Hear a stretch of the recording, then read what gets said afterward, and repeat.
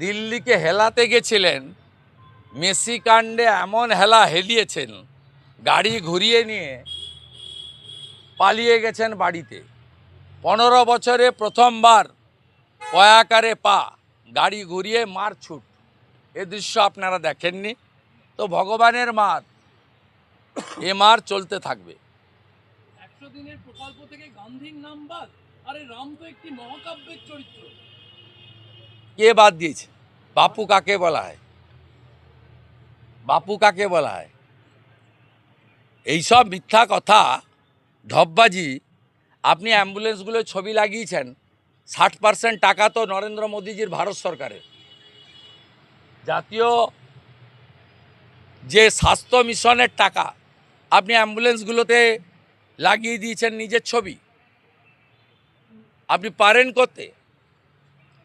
আপনি প্রধানমন্ত্রীর অরুণোদয় কর্মসূচি, সোলার আলো, আপনি কয়েকদিন আগে বিজ্ঞাপন দিয়েছেন আলোশ্রী বলে। অতএব বাপুকে, নেতাজি সুভাষচন্দ্র বসুকে, সর্দার প্যাটেলকে কী করে রেসপেক্ট দিতে হয়, এটা নরেন্দ্র মোদীকে আপনার কাছ থেকে শেখাতে হবে না। অতএব নাম ছোট করেছে যাতে বেশি লোক বলতে পারে, শব্দবন্ধন কম খরচ করতে পারে, কিন্তু বাপুর নামে হয়েছে। আর বাপু মানে সবাই জানে মহাত্মা গান্ধীকেই সম্মান দিয়ে বলা হয়। অতএব আপনার এসব কথা মাথায় সাজে না। আপনি আপনি আরবি সংস্কৃতিকে বাংলায় আনতে চান। আপনি আমাকে প্রত্যেকটা কর্মসূচিতে বাধা দেন। আর আজকে হুমায়ুন কবির বেলডাঙ্গাতে তার রাজনৈতিক দলের প্রকাশ করলো, তাকে অনুমতি নিতে হয়নি, 500 পুলিশ পাঠিয়েছেন। আপনি মা কালীকে প্রিজন ভ্যানে তোলেন, আর বাবরের নামে ধর্মীয় প্রতিষ্ঠান গড়ার জন্য আপনি 1000 পুলিশ দাঁড় করান।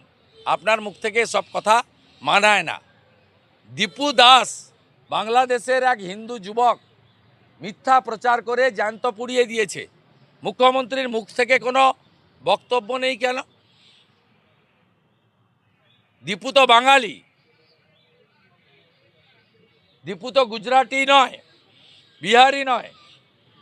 আপনার একটা শব্দ নেই কেন?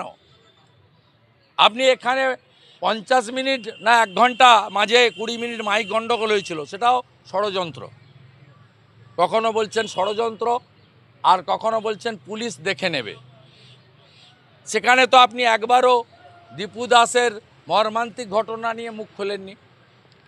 অতএব মানুষ দেখছে আপনি এবারের নির্বাচনে চুরি যাতে করতে না পারেন তার জন্য ইলেকশন কমিশন চেষ্টা করছে। আমরাও অধীর আগ্রহে অপেক্ষা করে আছি। গত লোকসভা ভোটে সব দফাতে আপনার লোকেরা ক্যামেরা বন্ধ করে ভোট করেছিল। আমার অনেক দিন ডিউ আছে, তথ্য প্রমাণটা সামনে আনা, সেটা আমি আপনাদের নতুন বছরের প্রথম সপ্তাহে দিয়ে দেব।